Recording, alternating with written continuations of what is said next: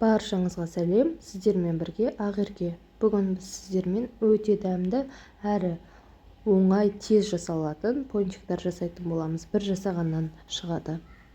Ол үшін бізге жылы сүтіміз қажет.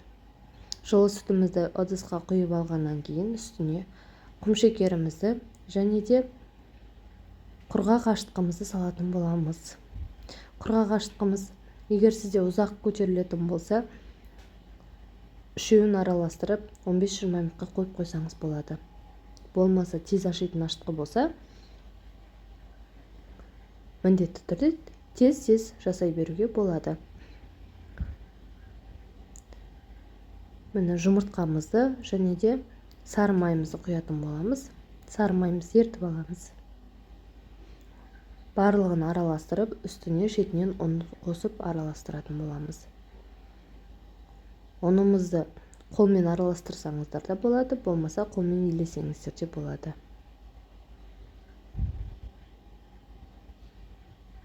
Дайын болған тестамызды бетін жауып 1-1,5 сағатқа жылы жерге қойып қоятын боламыз.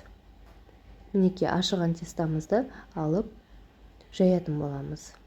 Оқтаудың көмегімен 5 сантиметрдей жайсаңыздар болады. Одан кейін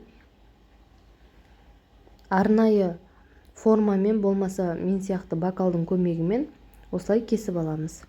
Кесіп алған формамызды 15-20 минутқа көтерілгенше қойып қоямыз.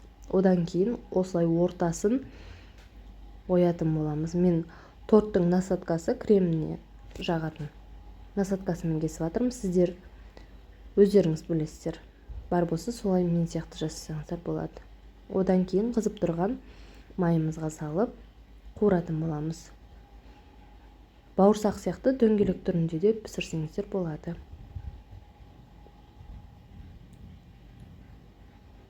Осылай піскен пончиктарымызды суытып қойып қоямыз. Одан кейін бетіне шоколад жағуға болады. Шоколадты болмаса өздеріңіз еріктеріңізге байланысты осылай да жей берсеңіздер болады. Өте дәмді болып шығады. Мінекей піскен пончиктарымыз, бетіне шоколадты глазурь жағамыз. Кезекпе-кезек жағып болып, одан кейін бұны қатырып қойып қоямыз тағы да. Шоколады кепкенше. Бетін безендіруді өз еріктеріңізге байланысты болды. Мен присыпкалармен безендірдім. Сіздер сгущенкамен, орехпен өз қалауларыңызға байланысты жасасаңыздар болады. Мінекей біздікі дайын, ас болсын.